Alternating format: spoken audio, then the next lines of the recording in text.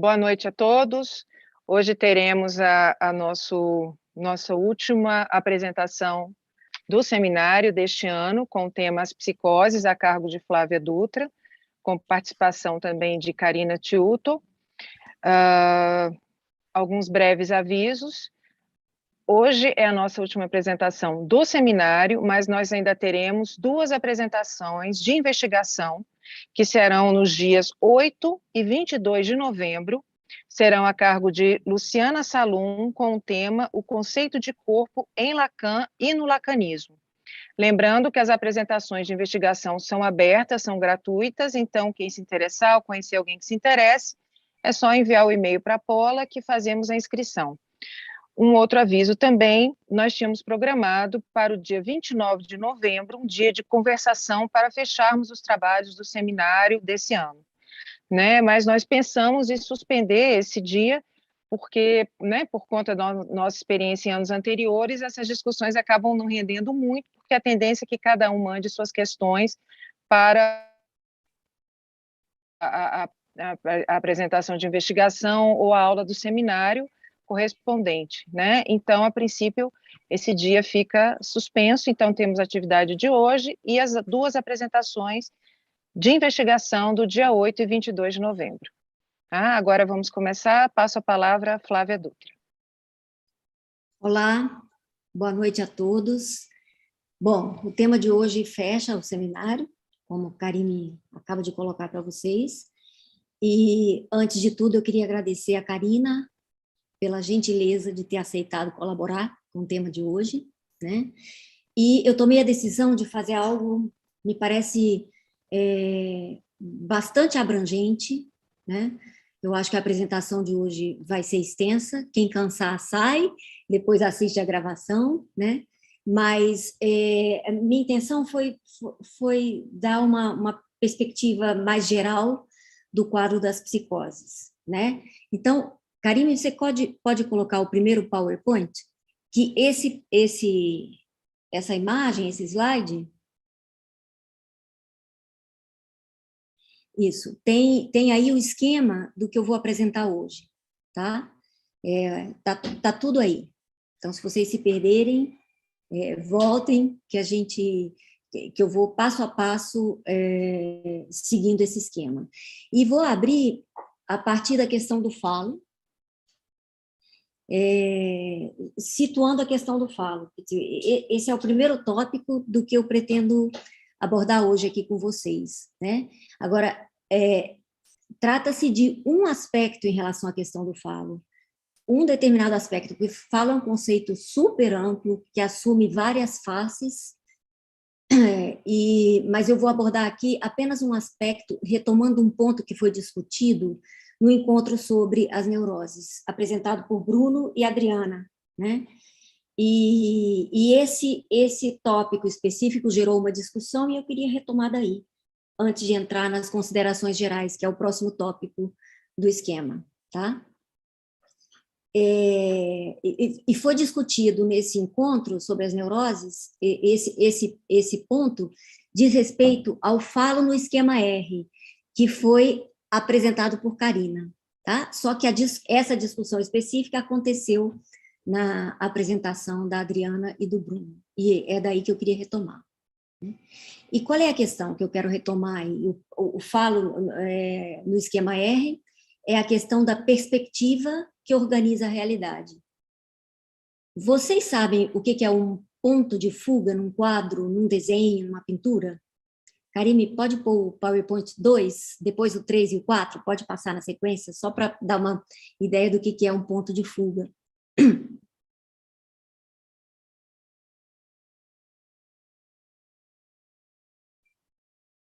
Aí. O ponto de fuga é esse ponto no horizonte para onde convergem as linhas de fuga em um desenho, tá? E está exatamente no primeiro PowerPoint, no segundo, né? Na verdade, onde tem as linhas de fuga desenhadas, a gente vê bem, né? Para onde convergem essas linhas, que é um ponto no horizonte. É a referência no horizonte a partir da qual se constrói uma perspectiva.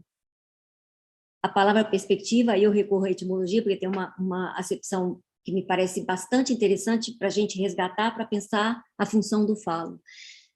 Em latim, significa ver através de, tá? Então, trata-se aí da representação bidimensional de algo que é tridimensional. E é esse ponto ao infinito que dirige o nosso olhar, para onde o nosso olhar converge, né? Esse ponto aí organiza a realidade do quadro. Os quadros sem ponto de fuga não têm a perspectiva organizada, né? Tem uma desproporção entre as figuras. Uma figura lá atrás, como por exemplo essa primeira, né? Essa arvorezinha que está lá atrás e que ela parece pequenininha no desenho, num quadro sem perspectiva, pode aparecer maior que uma árvore que está na frente, tá? Então tem essa bagunça. Agora, o que isso tem a ver com o falo no esquema R? O falo no esquema R apresenta uma função que é equivalente a esse ponto de fuga, que é esse elemento que permite organizar a realidade. E a realidade a gente já viu, quem apresentou isso foi Karime, em algum momento, não sei se desse seminário ou de algum passado, eu acho que foi até a primeira aula desse seminário, né? Que a realidade é a articulação entre os 3 registros. E o falo é esse elemento aí que permite organizar. É esse ponto ao infinito, o ponto que dirige o nosso olhar, o ponto através do qual a gente vê. E aí eu recomendo a vocês, se não assistiram, assistirem, uma aula que Félix Morales deu no curso que Bruno Honores ditou sobre o falo em Apola Internacional em 2019, tá? Tá muito, muito boa essa aula. Ele trabalha em detalhes isso que eu estou trazendo para vocês, tá? Bom, voltando aqui, né, no nosso tema. O que quer dizer isso? O que quer dizer que o falo arme tudo isso, essa realidade, o ponto, né, para onde converge o nosso olhar? Vamos pensar um pouco sobre isso, né? Como é que a gente entende, como é que a gente se entende? Como é que a gente entende o que um e o outro fala? Como é que a gente entende o que a gente fala? Como é que a gente alcança uma estabilização do sentido? Ou seja, o que permite que eu fale alho e vocês não entendam bugalho, né? O que permite que nossa conversa não soe assim algo como uma conversa de doido, né? Onde um fala A, o outro entende Z, né? Tudo bem que tem um pouco dessa dimensão em toda a comunicação, né? Mas existe algo que estabiliza os sentidos, né? E que permite justamente a comunicação. E esse algo é justamente o falo. O falo é uma espécie de operador que possibilita armar um sentido compartilhado e vinculante. Como olhar para um quadro com a perspectiva organizada por um ponto de fuga, né? Nosso olhar é dirigido para um determinado ponto, né? E esse ponto é comum, é para onde convergem os olhares. Tá? O falo tem essa função. Deus já esteve nesse lugar, né? No lugar de um sentido compartilhado e vinculante, organizador, estabilizador do sentido comum. Deus funcionava, antes do advento da ciência moderna, né, como uma referência comum. E a referência comum, como ponto de fuga, que é um ponto apenas, né, estabiliza o sentido, é o que permite a comunicação. Então, a morte de Deus implica na perda dessa referência. E o que vem em seu lugar? O falo, justamente. Vocês percebem por que a psicanálise só é possível a partir da morte de Deus? Ou seja, só é possível a partir do advento da ciência moderna? A partir do advento do sujeito da ciência, né? Félix também trabalha esse ponto muito bem ali. A gente viu com Karina, quando trabalhou o esquema R, que o significante do sujeito está fora cluído. E daí advém a realidade como significação dessa falta. A partir do falo, a gente pode encontrar o sujeito, né? Vocês lembram de onde é que ele se situa no esquema R? Né? Que o sujeito que aparece como morto por um efeito do significante se vivifica, né? Assume uma alma, uma cor, um naipe, para lembrar o jogo de bridge, a partir do falo. Eu não vou entrar aqui nesse mérito de por que falo, por que Lacan chama de falo, por que continuar chamando assim. Aí tem toda uma discussão, né? Não vou entrar nisso. Depois, se quiserem, duas referências dessa discussão, por onde passa em Apolo. O que eu quero ressaltar é essa função, né? Do falo, concomitante ao estabelecimento da realidade. É essa função atribuída ao falo de estabilização dos sentidos. Bom, o estabelecimento do falo com essa função, justamente, é efeito da metáfora paterna. Por isso, a interpretação do sentido pode ser um tremendo de um problema nas psicoses.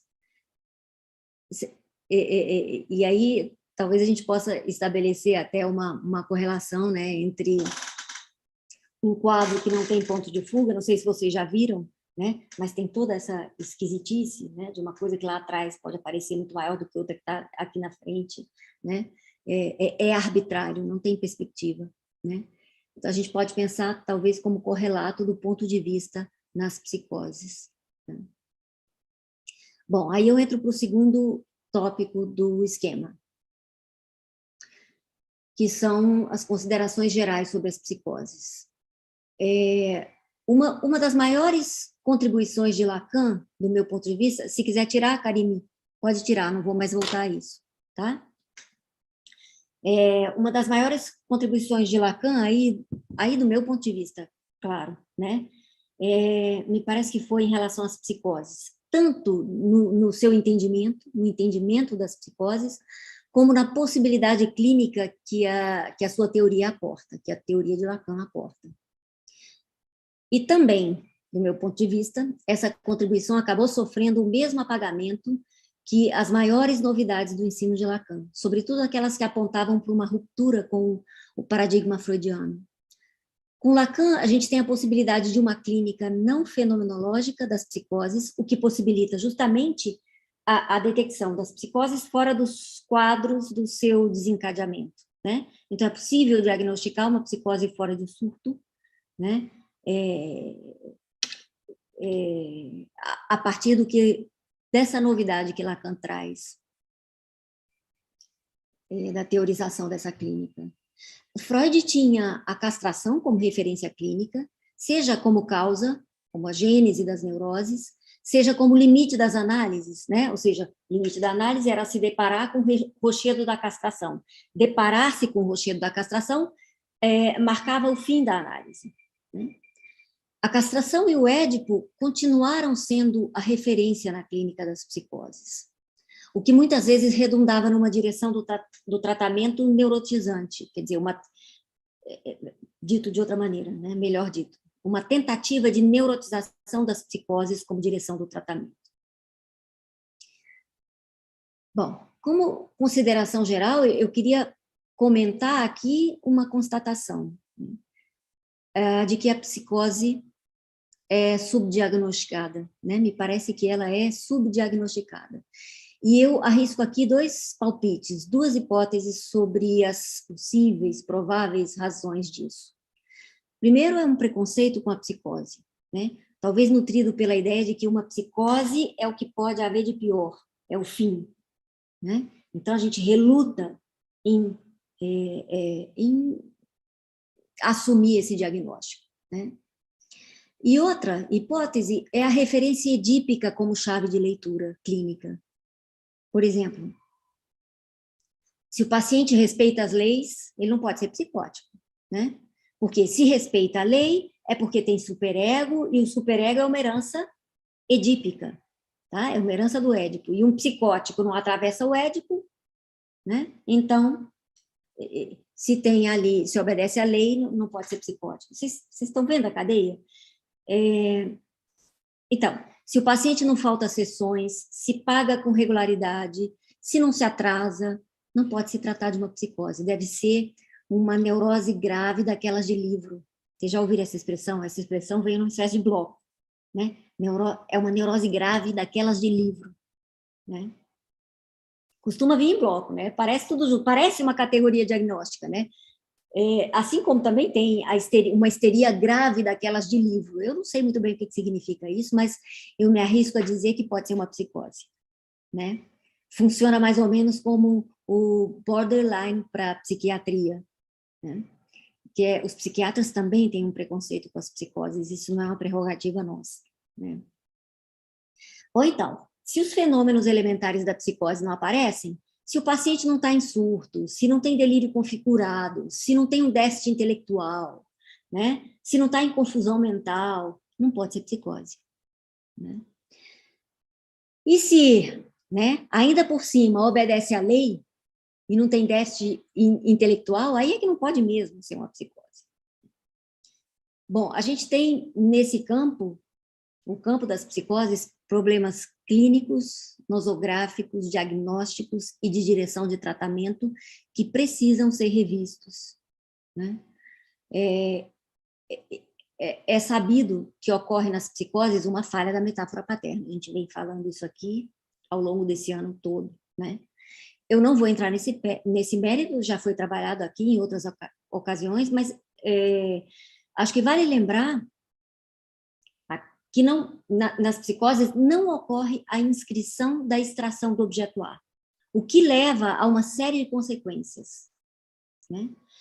Como a extração do objeto A não se inscreve, funciona como se não tivesse sido extraído. Esse objeto não opera enquanto tal, não opera como objeto A. Tá? Daí eu passo para o tópico 3 do esquema, que é sobre a questão da lei nas psicoses. E aí é preciso distinguir duas dimensões da lei, que são temes... Deixa eu escrever aqui.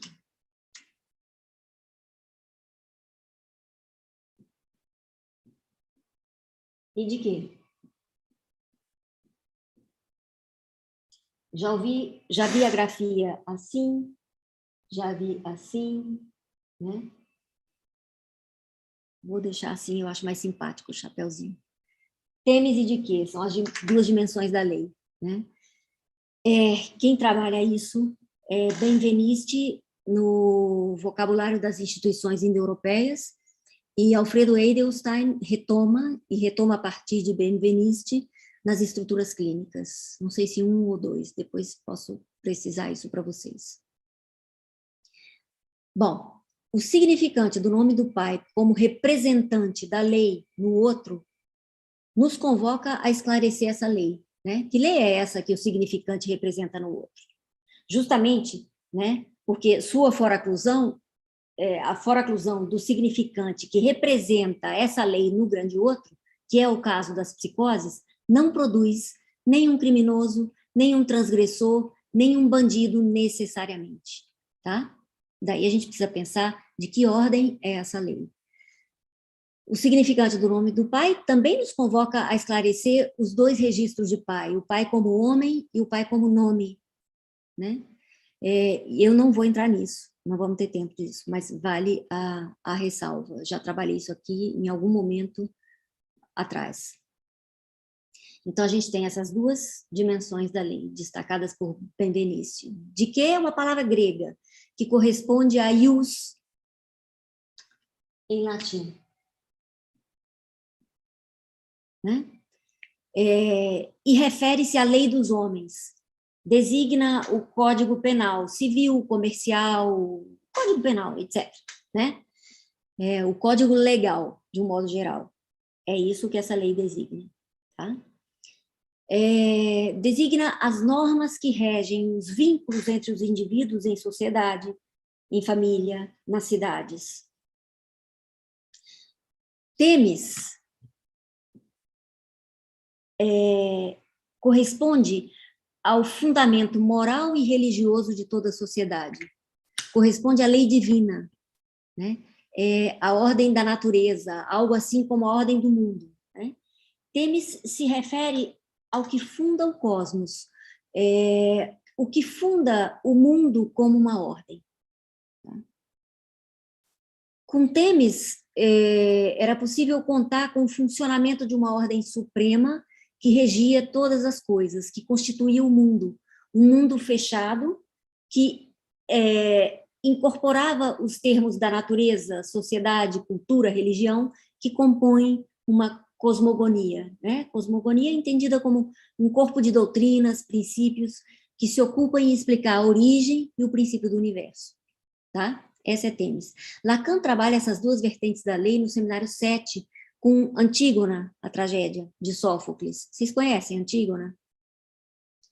Muito rapidamente, né? Antígona ali trata de dois filhos de Édipo, que é Antígona, justamente, e Polínices. Eles vivem em Tebas, que é uma cidade governada pelo Creonte, que é tio deles. Creonte é irmão da Jocasta, né? E é governante de Tebas. E aí tem uma invasão a Tebas, e Polínices participa dessa invasão. Participa dessa invasão e morre na batalha, né? Daí Creonte o condena a não ter sepultura, porque ele feriu a lei da cidade, que é justamente de quê? Né? Então, Polínices diz, Creonte diz, Polínices está condenado a não ter sepultura, porque ele infringiu essa lei aqui, tá? E aí Antígona se rebela e diz assim, não, peraí, né? Como assim? E aí ela decide enterrar o irmão para não ferir essa outra lei, que é Têmis, que é a lei divina, né? E o argumento dela é, como é que essa lei pode estar acima dessa? Né? Como é que a lei dos homens pode estar acima da lei divina? Que é justamente a lei que rege a ordem cósmica, a ordem do mundo. Né? E ela enterra Polínices e se ferra. Né? Bom, a lei que o nome do pai introduz, eu acho que por aí vocês já podem concluir, não é a de que, né? O nome do pai se refere a Têmis. O significante do nome do pai tem uma função fundamental na operação da metáfora paterna, né? A metáfora paterna funciona como um nó, né? Bem rapidamente, né? Como um nó que contém o deslizamento da cadeia significante e tem como efeito a inscrição de um impossível. Por exemplo, um exemplo prático. Aqui. Vocês se lembram do Hannibal, né? Do filme, O Canibal? Né? Por exemplo, alguém que diz assim, Hannibal me mandou matar o vizinho para o jantar dele. Se eu não matar, ele vai me comer no jantar. A gente sabe que isso é impossível, né? Você é um personagem de um filme e a gente sabe que isso é impossível. Mas a gente sabe que isso é impossível porque isso fere a ordem do mundo. Né? Então, a metáfora paterna opera sobre esse tipo de lei, que é Têmis. A lei que é alterada na psicose é Têmis, e não a de quê? Né? Nos psicóticos, a ausência da metáfora paterna, pela foraclusão do significante do nome do pai, tende muito mais à ocorrência da distorção da realidade do que do código civil, legal, comercial. Né? O psicótico, aliás, costuma ser o contrário, né? Serem super rigorosos com o horário, com o pagamento. Né? Também não dá para a gente universalizar, mas é muito frequente isso. Então, o psicótico vive num mundo que tende ao infinito, como Karina trabalhou, né? Por conta de uma ordem simbólica que não está legalizada pela inscrição de um impossível. Então, tudo é possível. Né? Inclusive Hannibal sair do filme e me dar uma ordem, né? Porque senão me devora. Bom, vou passar para o quarto ponto do esquema, que são os efeitos da falha da metáfora paterna. A gente sabe que não existe o termo que designe a divisão do sujeito, né? E essa supressão impede a relação móvel, o movimento dos termos da cadeia significante, tal como a gente conhece na cadeia legalizada pela metáfora paterna, né? Tem um movimento entre eles que é legalizado por essa operação da metáfora paterna. Isso falha nas psicoses, né? E essa falha tem uma série de consequências. Vou trabalhar, a primeira delas é a ausência de delimitação da realidade. Como a gente viu com a Karina, no esquema aí, por conta do fracasso da metáfora paterna nas psicoses, a estrutura da realidade ela é infiniforme, né? O que quer dizer que a estrutura da realidade não é fechada como na neurose. Nas neuroses, esse fechamento tem uma especificidade, né? Porque a realidade é fechada, mas mantém uma continuidade exterior e interior. É fechada em emissão de outridade, né? Justamente essa emissão que dá conta da relação fundamental entre sujeito e outro, né? Como Karina mostrou com o Crosscap. Então, a gente tem o seguinte, que o psicótico vive em um mundo que tende ao infinito por causa da ordem simbólica não legalizada. Essa tendência ao infinito se manifesta tanto na dimensão do tempo, a gente vai ver daqui a pouquinho, como na do espaço. Por exemplo, alguém que só consegue estar nas imediações de uma igreja. Se não tem uma igreja por perto, a pessoa entra em pânico, num pânico absolutamente imobilizante, né?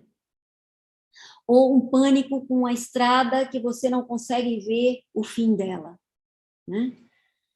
São alterações do espaço que a gente encontra nas psicoses. Recapitulando, né? Então, nas psicoses não há o estabelecimento de um impossível, o que acarreta uma alteração no campo da realidade que torna possível o que para a neurose seria impossível. Por exemplo, que o diabo fale comigo e me passe tarefas diárias, né? Isso é uma distorção da realidade, da ordem do mundo, ou, se preferirem, da cosmogonia neurótica. Uma outra consequência é o tempo, né? O tempo em psicanálise requer duas noções de antecipação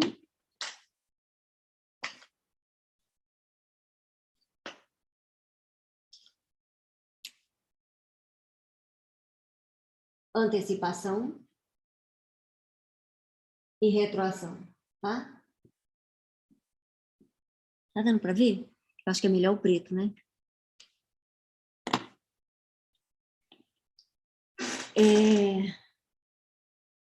Tá dando para ver. Tá, beleza.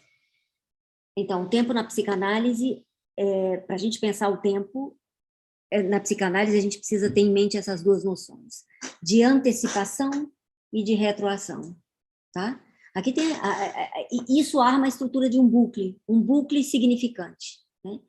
Esse é o tempo do futuro anterior. Sem ele, nenhum dos fenômenos subjetivos pode ser interpretado corretamente.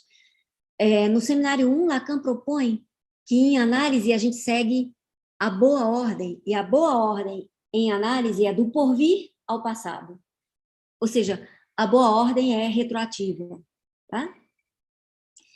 É isso que eu estava querendo falar com a mobilidade entre os termos da cadeia significante, né? Quando ela está legalizada. É justamente esse movimento de antecipação e retroação, o que é impedido ou obstaculizado, né? Às vezes impedido completamente, às vezes obstaculizado nas psicoses.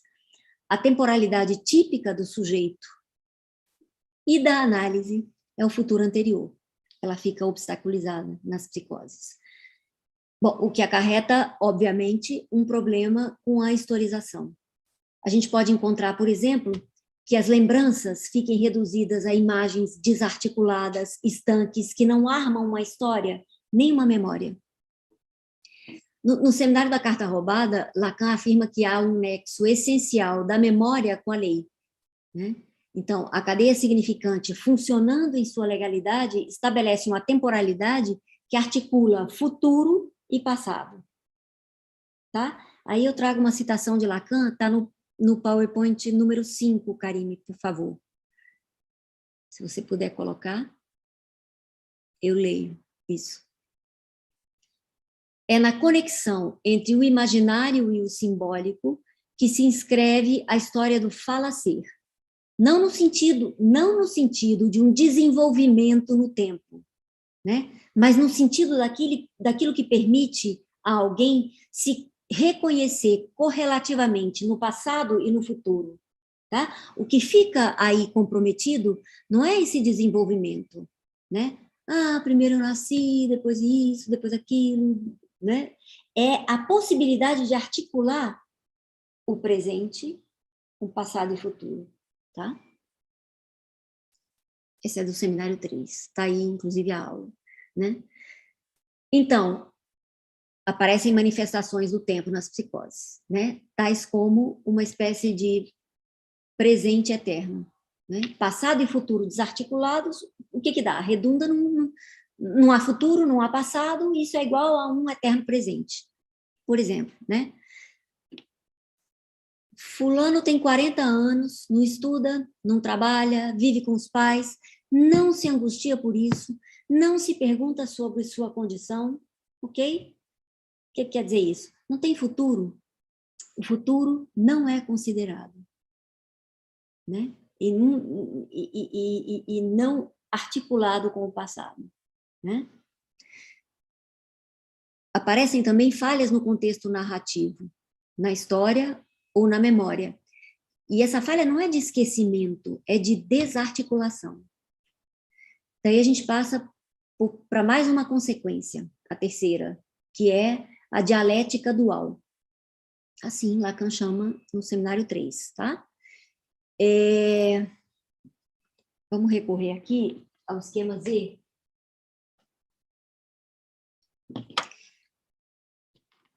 O que acontece na dialética dual? Um achatamento topológico, que é visível no esquema Z, tá?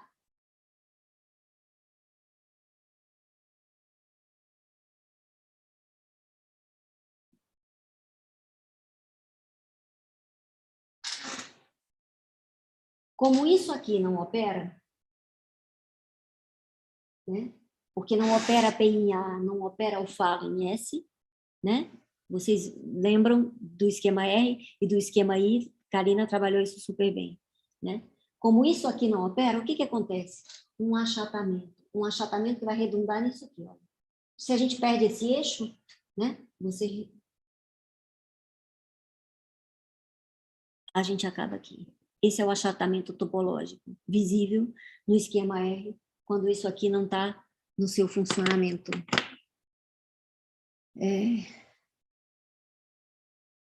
Legal, né?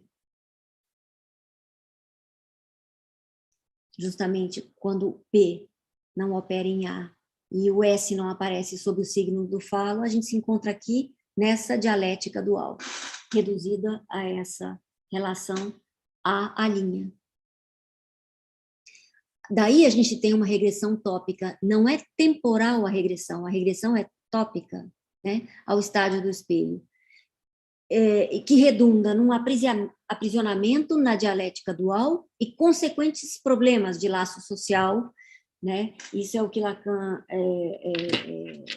refere com a redução ao filo mortal, né? É a redução a essa dialética dual aqui.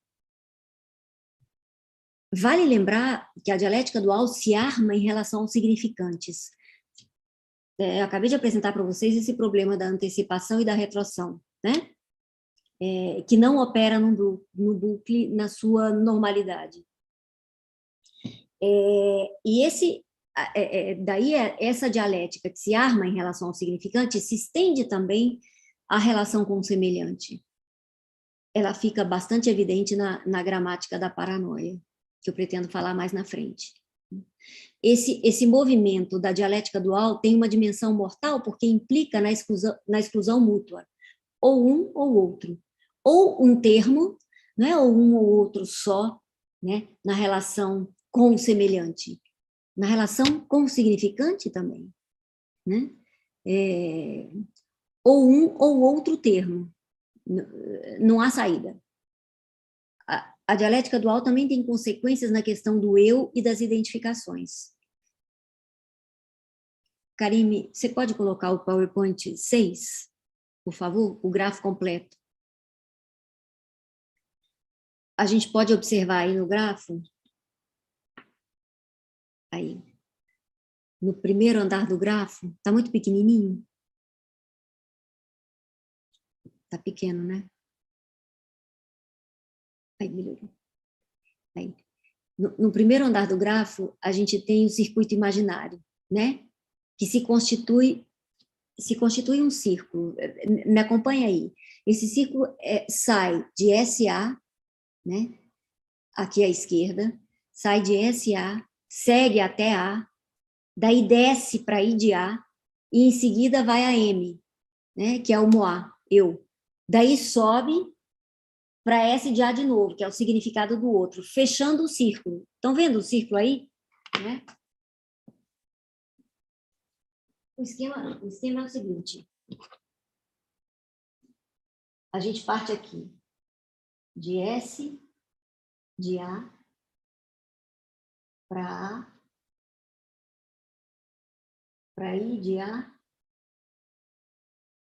para M, que é Moá, eu, né? Eu, para S de A de novo. Isso aqui é um círculo, tá vendo? Essa ponta aqui encontra com essa. Um círculo que fica evidente no grafo. Eu só fiz a direção contrária, tá? Se a dialética da identificação ficar presa aqui, nesse circuito, aí a gente encontra duas consequências. A primeira é a petrificação própria do ideal do outro. É uma espécie de curto-circuito. Se fica fechado aqui, nesse primeiro andar do grafo, a primeira consequência é essa, né? O sujeito fica aprisionado no ideal do outro. A segunda consequência é a metonímia incessante da significação, que também é circular. Tá? Eu vou mostrar isso mais para frente com a horófrase. Ou seja, o sujeito fica preso no da identificação ou fica submetido a um deslocamento infinito da significação. Como o desejo, a gente pode ver no grafo, ele se situa além do A, saindo, estão vendo o desejo aí acima do A? Se situa além do A, saindo do circuito imaginário, né? Como o desejo se coloca ali no grafo, acho que a gente pode ter uma ideia do nível de complexidade dos problemas que a gente pode encontrar nas psicoses, tá? E aí eu trago uma citação de Lacan no PowerPoint seguinte, número 7.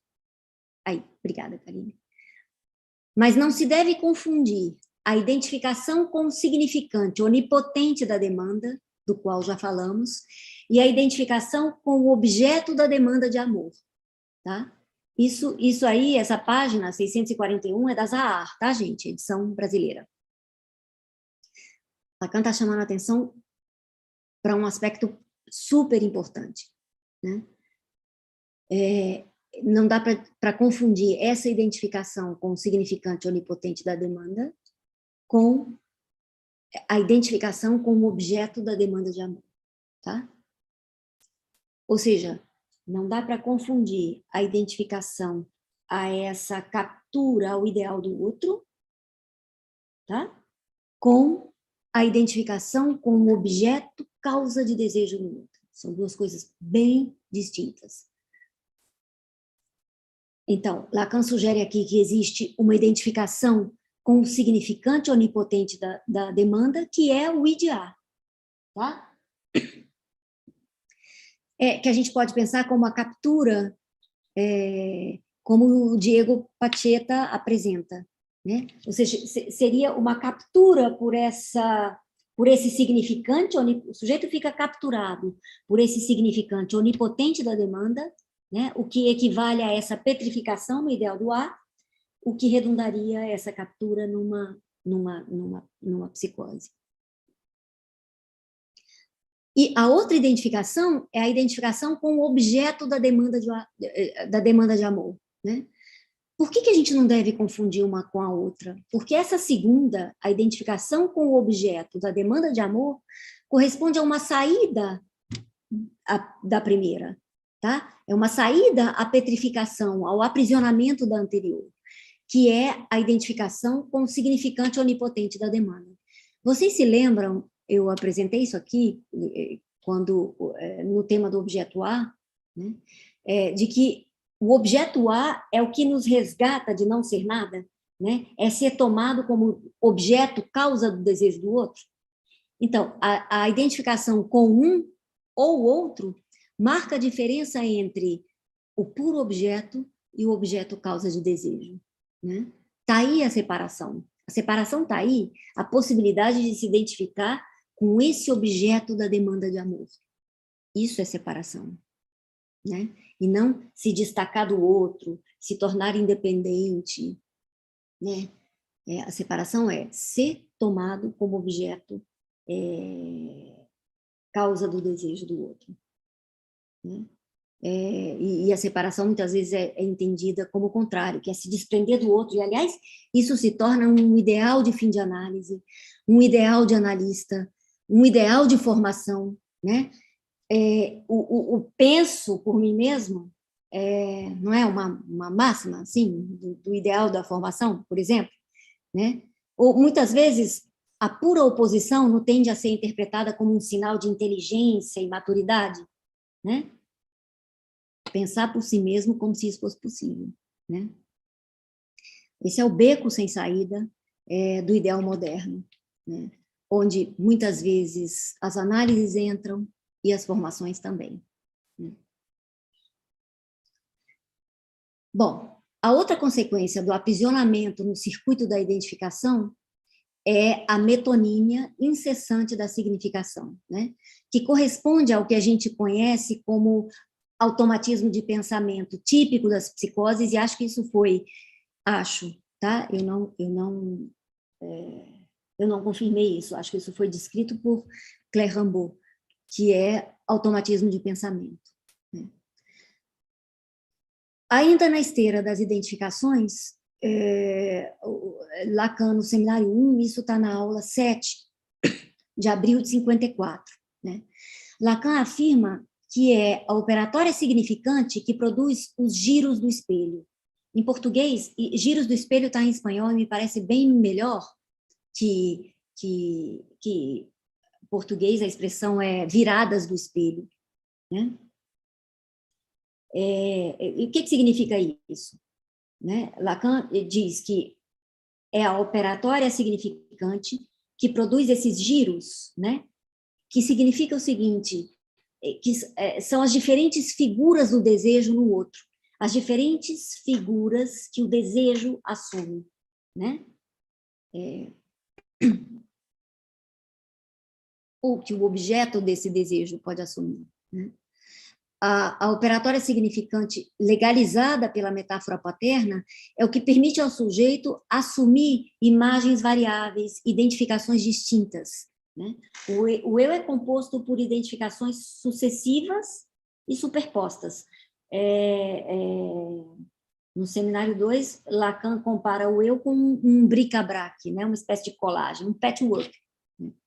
E o que comparece nas psicoses pode ser bem diferente disso, justamente pela petrificação nesse circuito imaginário.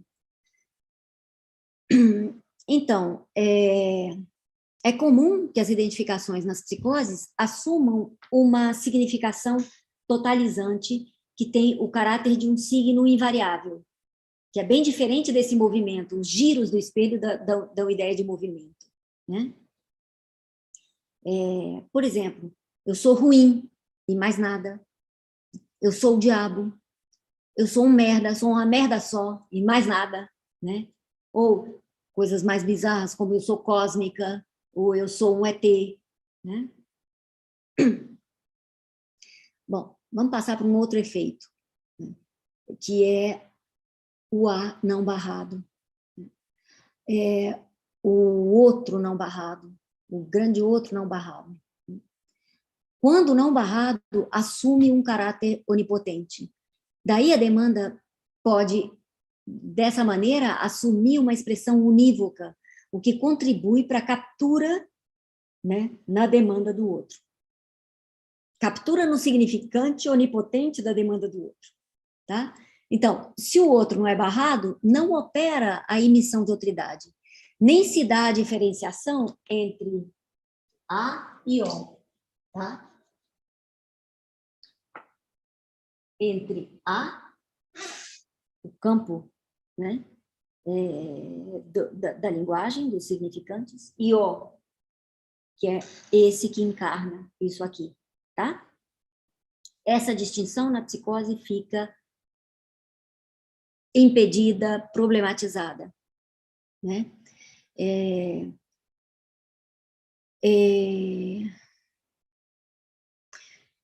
Essa barra no outro tem um efeito imediato na significação. Ela faz com que nenhuma significação seja toda, seja plena, seja completa. A barra no outro significa que não há outro do outro, tá? Portanto, não pode haver garantia da verdade. Essa barra impõe a ausência de garantia. E isso se verifica com a noção da verdade. Por exemplo, não pode existir a verdade da verdade. Porque a palavra mentirosa, uma mentira, arroga para si o estatuto de verdade tanto quanto a verdade. Então, a palavra mentirosa e a palavra verdadeira, ambas, né, arrogam o estatuto de verdade. E, dizendo de outra maneira, quer dizer, a mentira se diz verdade, senão não seria mentira, certo? A mentira se diz verdade, assim como a verdade se diz verdade. E não há a verdade da verdade que possa estabelecer o que é mentira, o que é verdade, exatamente, né? Não há garantia da verdade. Então, o que acontece se o outro não é barrado? Daí pode sim existir garantia. O que acontece? Como é que acontece isso, de existir garantia? Acontece, por exemplo, quando a palavra do outro se torna um vaticínio, uma espécie de destino implacável, inexorável. Nas psicoses pode haver garantias. Né? Como? Desse modo, né? De que um dito do outro que opera como destino, vaticínio e que empurra para um determinado fim. Por exemplo, eu tenho que me matar na idade em que meu pai morreu. Né? E minha mãe parece me insinuar isso o tempo inteiro, de que eu não posso viver além da idade que meu pai morreu. Né? Daí também vem o delírio de reivindicação, por exemplo, o delírio que clama pelo outro garantidor. Seja lá a garantia do que for, seja garantidor de justiça, da verdade, do amor, da presença, mas o delírio de reivindicação é um delírio dirigido ao outro que garante. Tá? Aí eu passo para o, por favor, Karime, o PowerPoint 8, que é o do grafo que traz a pergunta que vou. Esse. Queria trabalhar um pouquinho com vocês a questão da demanda. A demanda do outro, que deve se situar nas entrelinhas. Né? E ela é bem visível nesse grafo que traz a pergunta que vou. Né? Se o outro não é barrado, a demanda não se situa nas entrelinhas, ela é unívoca, né? Porque, sim, corresponderá a uma linha. Vocês estão vendo que a pergunta, né? A pergunta que sai, ela se situa exatamente entre duas linhas, tá? Por quê? Porque ela não é uma demanda específica de algo específico, né? Não é demanda de algo localizado, de algo específico, é uma demanda unívoca, é demanda disso ou daquilo. Né? Eu acho que se localiza aqui a onipotência da demanda, né? Sua potência de captura, quando ela não está nas entrelinhas, quando ela se torna unívoca. Aqui a gente tem A igual a A, tá? Então, minha mãe acha que eu tenho que morrer aos 49, porque meu pai morreu aos 49, pronto, é isso, né? É demanda da minha morte. Por exemplo, a ideia de suicídio recorrente pode representar uma demanda unívoca de morte advinda do outro. Então, ao se colocar como morto, encarna o lugar de um puro objeto, né? Objeto que responde a essa demanda unívoca, onipotente, que é respondida como um signo, né? Aí esse signo é como se esse objeto, né, tivesse preenchido. Esse objeto não opera, então, como objeto A, objeto causa do desejo. vocês podem observar que o fantasma se situa no segundo andar do grafo. Né? E o que é o fantasma? O fantasma é uma resposta a essa pergunta, que voi? Que voi é a pergunta pelo desejo do outro, que pode ser traduzida por o que queres, né? O que queres de mim? O fantasma funciona como suporte do desejo, fechando a abertura das entrelinhas. Então, quando se escreve o fantasma, essa abertura das entrelinhas se fecha, né? Porque se arma uma resposta para aquilo que é a demanda. E a demanda está sempre num para-além, né? A gente pode observar que o desejo, a pergunta que remete a ele e o seu suporte, que é o fantasma, eles estão em inter-relação. Se um elemento está comprometido, todos os demais também ficam comprometidos de alguma maneira. Se o desejo do outro não opera a partir do objeto A, ou seja, esvaziado de conteúdo, compromete a função da pergunta e sua resposta na articulação do fantasma também fica comprometida. Então, a gente vê no grafo que a demanda não corresponde a nenhuma linha, mas ela está entre elas, por isso aí as duas linhas, tá? Por isso é possível supor um além de toda a demanda, que é onde se localiza justamente o desejo, no grafo, né? Exatamente entre as linhas da demanda. E por se situar nas entrelinhas, é possível formular a pergunta pelo desejo, que voi, né?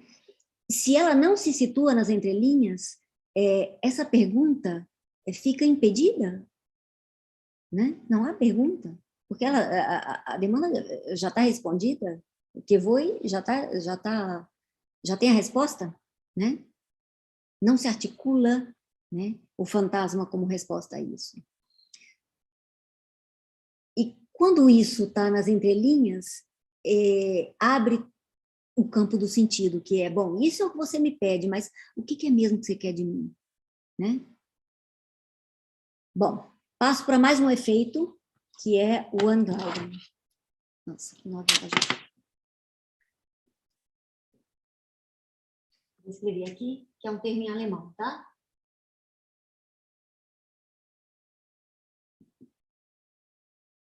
Anglauben. Esse termo Lacan tira de Freud, e primeiramente aparece como Versachen des Glaubens. Eu não sei falar alemão, não sei pronunciar, mas isso quer dizer falha, fracasso da crença. É assim que aparece o Anglauben, de primeira. Né? Então, tem algo na relação do homem com a realidade que se articula como fé. Né? O paranoico tem um problema com isso.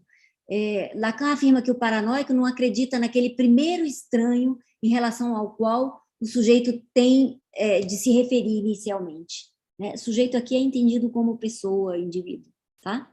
Tem essa acepção. Então, o paranoico duvida desse primeiro estranho. Cito Lacan, eu não coloquei em PowerPoint essa porque é uma cita bem pequenininha.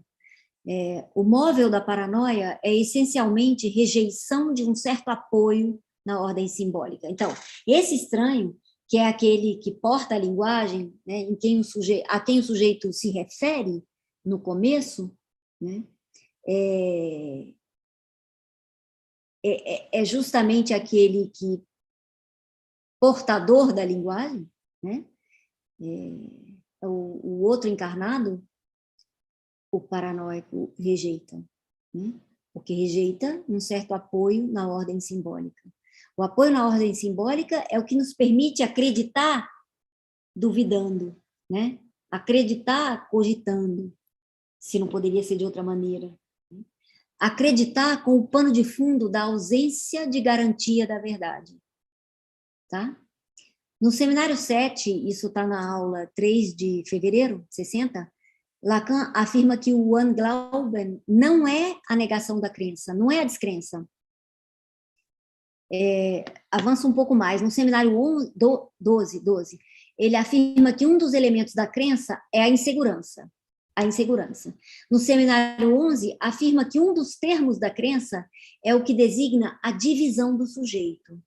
Tá? Então, articulando essas duas últimas afirmações, não me parece uma extrapolação afirmar que o sujeito dividido é um sujeito inseguro, porque não pode contar com nada que o represente em sua totalidade, né? Portanto, nada que o garanta, que o ampare, né? E que o diga todo, que o represente todo. Unglauben diz respeito a isso, a ausência do termo que designa a divisão do sujeito, justamente pela falha da metáfora, né? Então, se caracteriza pela ausência da divisão do sujeito, justo o que faz com que a crença humana não seja plena e total, né? Esse termo que designa a divisão do sujeito faz com que a crença humana, né, de um modo geral, não seja plena e total. Que crença nenhuma seja plena e total, né? Isso se a gente tem esse termo que designa a divisão do sujeito, senão a crença assume esse estatuto de algo absoluto, né? Ou de crença absoluta ou de descrença absoluta. Aí uma citação de Lacan do Seminário 11, justamente. PowerPoint número 9, por favor, Karine. No fundo da própria paranoia, que nos parece, no entanto, toda animada de crença, reina esse fenômeno de Unglauben. Não é o não crer nisso, mas a ausência de um dos termos da crença, do termo em que se designa a divisão do sujeito. Se não há, de fato, crença que seja plena e inteira, é que não há crença que não suponha em seu fundo que a dimensão última que ela tem que revelar é estritamente correlativa do momento em que seu sentido vai desvanecer-se. Tá? Ou seja, a dimensão última que a crença revela é correlata ao momento em que um sentido dessa crença vai desaparecer. Tá? Ou seja, tem sempre a perspectiva do seu desaparecimento, do seu desvanecimento no horizonte da crença. Então, só é possível crer naquilo que a gente não está seguro. Eu não acredito na montanha, né? Ela está ali, é um dado na natureza, não é uma questão de crença, né? Uma montanha não é uma questão de crença, de acreditar ou não acreditar nela. Ela está ali, é um dado da natureza, né? Agora, em Deus, eu posso acreditar ou não. Aliás, posso acreditar justamente porque não existe garantia da sua existência. Então, a possibilidade da crença é essa divisão do sujeito. Como é que isso pode aparecer no amor, em algumas psicoses, por exemplo, né? Então, tudo que vem do outro, eu me lembrei agora daquele caso, vocês se lembram daquele caso, da Anna Hickman, aquela modelo, que o cara perseguia ela pelas redes sociais, não sei se era Instagram, não sei o que era, e no depoimento dele, ele disse que sim, ela dava todos os sinais de que o amava, né? Ou seja, ela nem conhecia, sabia da existência dele, mas esse fenômeno da crença aparece aí, ou seja, tudo que vem do outro pode ser signo do amor do outro por mim. Então, ela piscou, né? Na foto, está piscando para ele, né? Ela fez um comentário, não sei como, isso era dirigido a ele. Né? Ou o contrário também pode aparecer. Tudo que o outro mostra, estou tentando pensar nessa questão da crença no amor, né? Tudo que o outro mostra pode ser sinal da infidelidade. Tudo é sinal da infidelidade. Né? Também é uma manifestação dessa ordem, do Unglauben, na psicose, né? Bem típica da paranoia, essa manifestação. Um outro tema é a pulsão, né? E isso ainda está por trabalhar, né? A ideia é de que não há o estabelecimento do circuito pulsional e sua circularidade. O circuito pulsional faz esse movimento aqui, em torno do objeto, né? O objeto está aqui, o circuito faz isso. Então, a ideia é de que não haveria o circuito em sua circularidade, esse que contorna o objeto A, que seria algo sem limites, né? Isso é uma ideia ainda não trabalhada por mim, né? E ainda preciso avançar nisso, mas queria apresentar para vocês as linhas gerais, né? As zonas erógenas não operam em sua função de borda em virtude da não inscrição da extração do objeto A, né? Então, isso tem efeitos, o que será do objeto da pulsão, né? O que será desse objeto com todos esses acontecimentos, né? O que pode funcionar aí seriam as estruturas do corpo não simbolizadas, né? Mas essas todas são hipóteses, linhas gerais de hipóteses ainda a serem investigadas, né? Mas tem uma coisa interessante pensar, né? Que no seminário 11, isso está na aula de 29 do 3, cito Lacan, ele diz o seguinte: o que constitui a pulsão é o vazio no coração da demanda. E a gente já viu que esse vazio não se inscreve no coração da demanda nas psicoses, né? Ao contrário, às vezes está pleno, né? A demanda está plena. Um outro aspecto é o saber. O saber corresponde, um outro efeito, né? Da falha da operação, da metáfora paterna. O saber corresponde a uma cadeia de significantes. O saber é significante encadeado. O significante encadeado produz saber. E essa é de uma cadeia que opera na legalidade da metáfora paterna, né? Porque a cadeia que opera na legalidade tem o seu deslizamento detido pelo encadeamento dos significantes que obedecem a uma lei, né? É a lei do significante, né? A lei da estrutura. Esse encadeamento produz saber. Então, a articulação significante produz saber, ou seja, o saber é produto da cadeia significante. Daí a gente já pode deduzir que a gente vai encontrar problema dessa ordem nas psicoses, problemas da ordem do saber nas psicoses, né? Então, nas psicoses, o sujeito não encontra um saber articulado que lhe permita posicionar-se quanto a ser no mundo, né? Sua existência no mundo, sua existência em relação ao outro.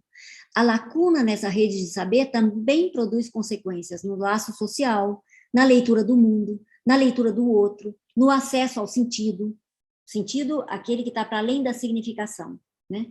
Por exemplo, um garoto que diz assim: toda menina que senta no colo de menino é puta, né? Ou o professor está dando em cima de mim, está afim de mim. Por quê? Porque ele piscou para mim. Ou seja, percebem o problema com a interpretação do sentido? Bom, aparecem dificuldades também para interpretar o que sentem, as paixões, os afetos, os sentimentos que dependem as paixões, os afetos, os sentimentos dependem daquilo que se articula no campo do outro, dependem de uma rede de saber, né? Eles não brotam na gente assim, feito um pé de alface, né? Que a gente sabe como é inequivocamente. Um pé de alface é um pé de alface, e brota, e tem que brotar, né? Já aconteceu com vocês na clínica algo assim como... Na clínica como analisantes ou como analistas, né? Depois de um avanço na análise, se darem conta de que aquilo que julgavam ser depressão não era depressão, era raiva, ou não era raiva, era tristeza, né? Isso acontece. Então, nas psicoses, há um problema na rede de saber.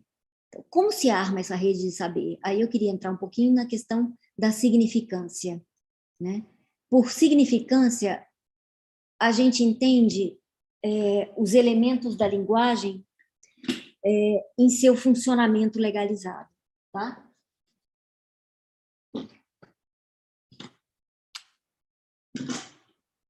Aqui.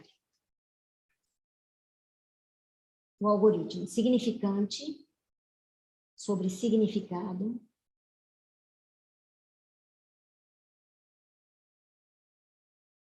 Tá? Esse aqui é um Szinho pequeno.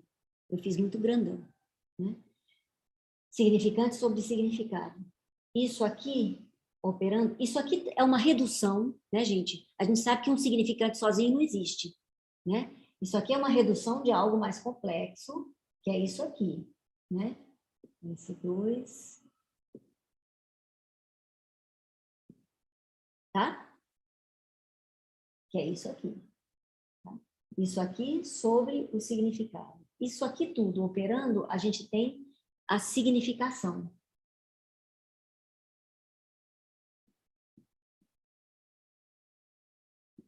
Tá? Aqui a gente tem a significação. O sentido engloba até o significado, né? A gente tem e engloba a significação. Ele está para além da significação. Então, o sentido a gente pode pensar nessas duas direções. Aqui para lá, eu não tenho mais espaço para cá. Então, e aqui para cá, tá? Para cima e para baixo, aquilo que está para além da significação é o sentido. A significância seria tudo isso quando entra também o sentido, tá? Sentido.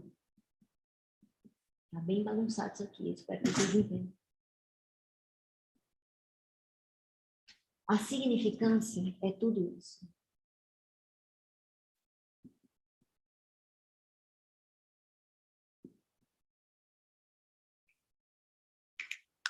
Tá? Quando entra também o sentido. E aí, quando isso opera, né, a gente tem o sujeito. Não há uma...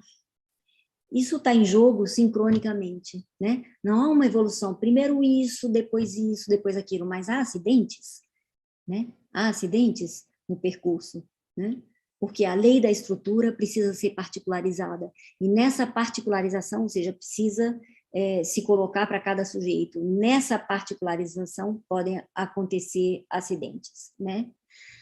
Bom, daí Lacan, no seminário 14, na aula 31/5/67, fala da entrada do sujeito no real, que significa exatamente isso, né? Isso pressupõe a dimensão do sentido.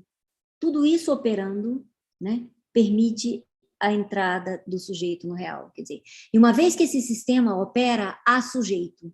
É isso que quer dizer introdução do sujeito no real. Tá? Esse sistema todo operando. A introdução do sujeito no real é consequência da significância. Trata-se de uma combinação significante, metafórica e metonímica. Por isso a gente precisa de 4, né? Justamente para poder marcar essas duas operações da linguagem.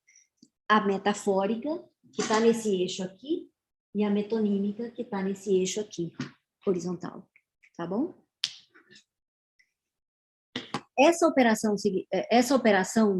combinação significante produz algum tipo de significado, né? Que, por sua vez, o significado fica aberto ao mais além do sentido. Aí há sujeito. Tá? Pode não haver? Pode não haver. A morte do sujeito é uma das coisas que pode acontecer nas psicoses. Quando todos os elementos estão em jogo, há sujeito. Né? E aí a gente tem uma questão com as psicoses, justamente. E é interessante a gente pensar que isso pode ser visto num quadro, numa pintura, num livro, num filme, numa cena na rua. Não precisa ser um corpo. O sujeito não corresponde, né, a alguém encarnado. O sujeito, de fato, pode ser um desaparecido.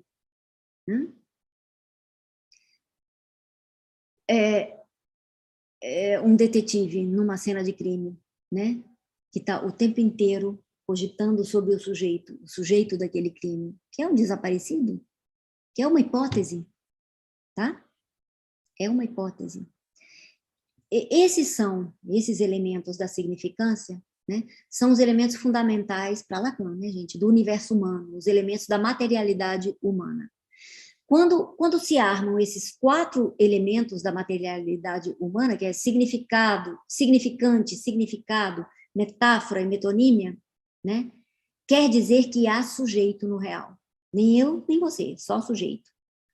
Com a entrada do sujeito no real, quer dizer exatamente isso. Aparece que há sujeito, e aí aparece esse tipo de pergunta, que são as perguntas do sujeito sobre a condição de sua existência.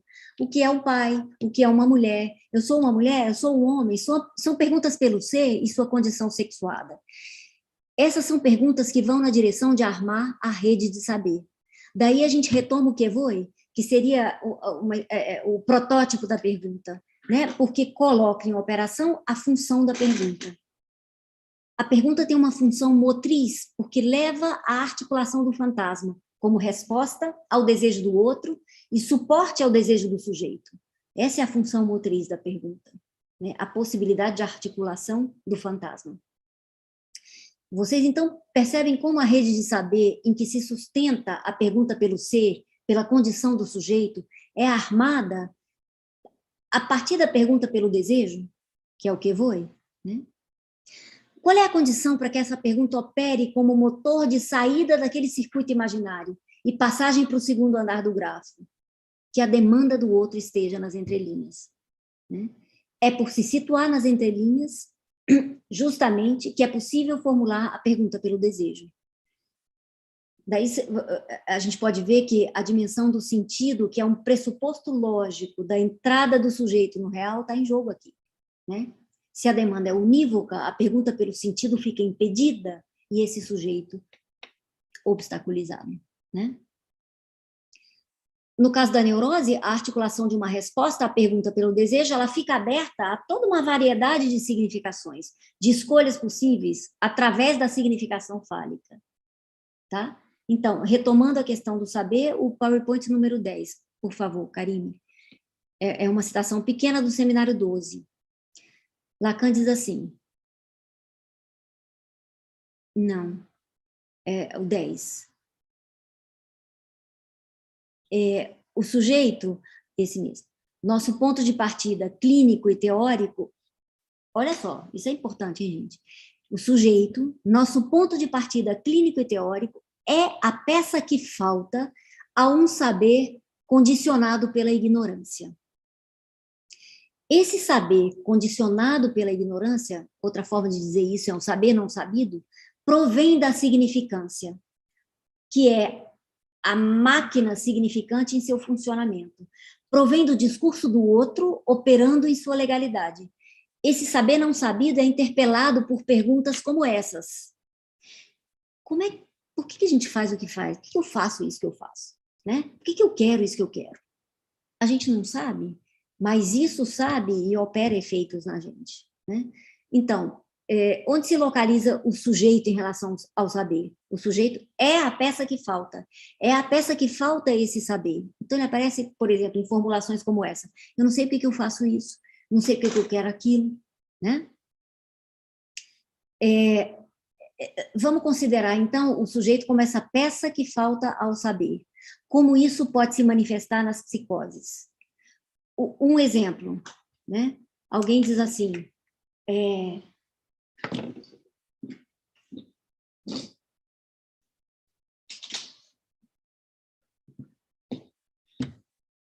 pobre da mãe, os exemplos são todos com a mãe, né? Tá bom, vou trocar para pai. Meu pai é um bruxo, é um demônio, bruxo. Bruxo, S1, tá?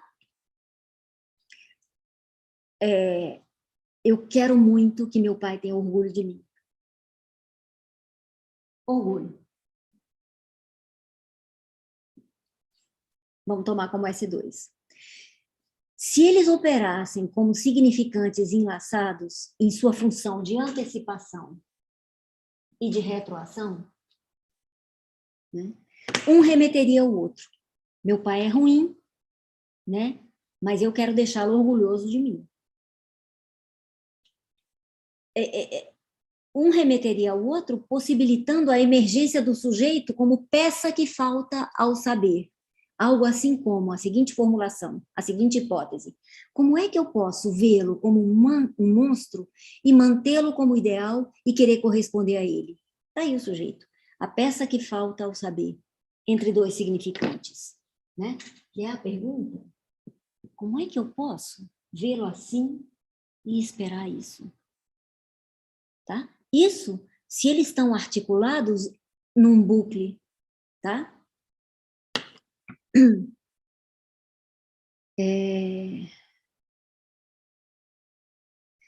Bom, se não forem dois significantes, se não se articulam, daí a gente não tem pergunta, nem saber não sabido, nem sujeito como peça que falta ao saber, tá? Não temos. Que apareceria aqui na nossa conjectura justamente como pergunta. Passo para o quinto item, que são as formas de suplementação da anomalia da cadeia significante. Por favor, Karime, PowerPoint 11, que é uma citação também de Lacan. Falta alguma coisa, olha isso é bem importante, né? Lacan está falando sobre as psicoses aqui, e ele diz o seguinte, em relação às psicoses: falta alguma coisa em direção a que tende desesperadamente seu esforço de suprimento, de significantização, tá? Então, existe nas psicoses um esforço de significantização, um esforço por suprir o que falta. Justamente no lugar da significação fálica, a gente encontra um buraco, um vazio nas psicoses. Essa lacuna tende a ser suprida. Esse esforço de suplementação pode ser detectado numa análise de discurso. O que entra aí como suplemento é passível de ser localizado no discurso. E aonde? É justo isso que a gente vai ver agora, tá? Nós vamos ver essas formas de suplementação e como elas aparecem no discurso. Eu vou tentar ser bem breve e passar a palavra para a Karina, que vai falar sobre o delírio, né, passional. Formas de suplementação e como elas aparecem. A primeira é a holófrase, né? A holófrase é uma anomalia na cadeia significante. A estrutura legalizada implica a operatória de dois elementos, né? Não dá para ser mais de dois. Lacan diz isso no seminário 11, é essencialmente diferente que sejam dois ou três, tá? Daqui a gente tem dois, a gente sabe que esses dois, na verdade, são quatro, né? Isso aqui é a redução da cadeia, é a forma como a gente representa a cadeia significante. Tem que lembrar que isso é uma cadeia. Para encadear, tem que ter pelo menos mais dois, tá? Para fazer isso.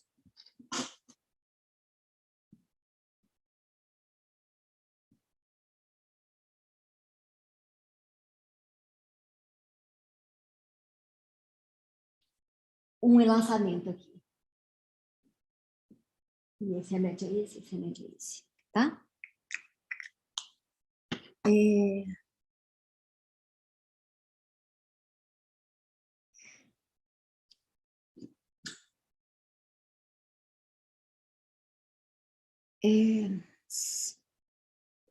Para se encadear, tem que fechar. Se não há fechamento, que é o que Lacan chama de ponto de basta, ponto de Capiton, há um deslizamento infinito, né?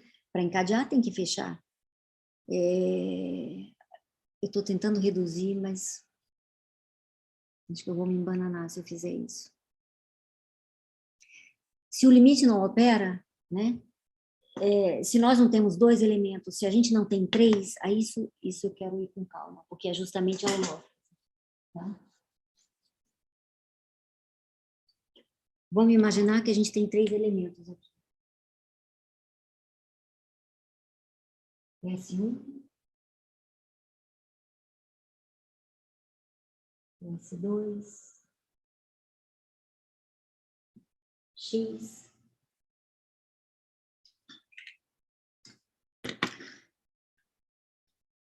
Se temos três elementos, se o limite não opera e a gente tem três elementos, aí se produz uma relação circular e ilimitada, ou seja, há um deslizamento constante de um para o outro, tá? Aqui acontece justamente pela falta dessa função do ponto de estofo. E o ponto de estofo só funciona nessa estrutura quaternária, tá? O que acontece aqui? Essa estrutura circular tende à transformação de todos os elementos, porque a gente perde aqui a função de antecipação e retroação, tá? O que faz com que o primeiro significante seja o primeiro de um que é o segundo, né? Esse aqui é o primeiro desse aqui, tá? Mas se eu coloco outro par aqui,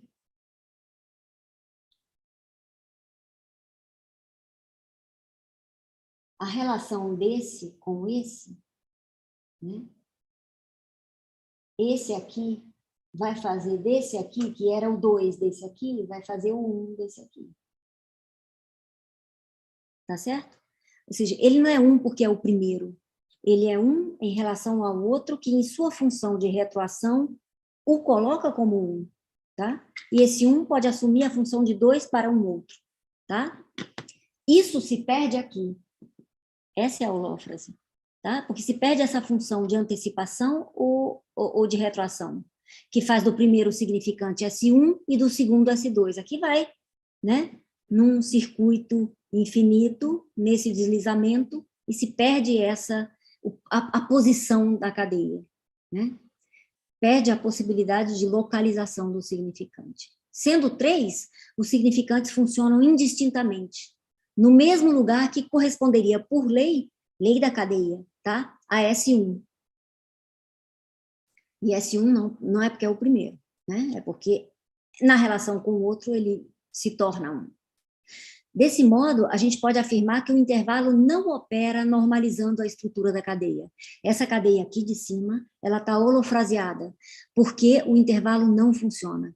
Isso não significa que os termos da cadeia holofraseada se convertam todos em um só, mas que, não havendo intervalo, não dá para estabelecer qual é o primeiro e qual é o segundo. Há uma indiferenciação entre os elementos da cadeia, tá? Por isso, a estrutura é totalmente transformada, o que impede que o significante funcione normalmente na representação do sujeito, tá?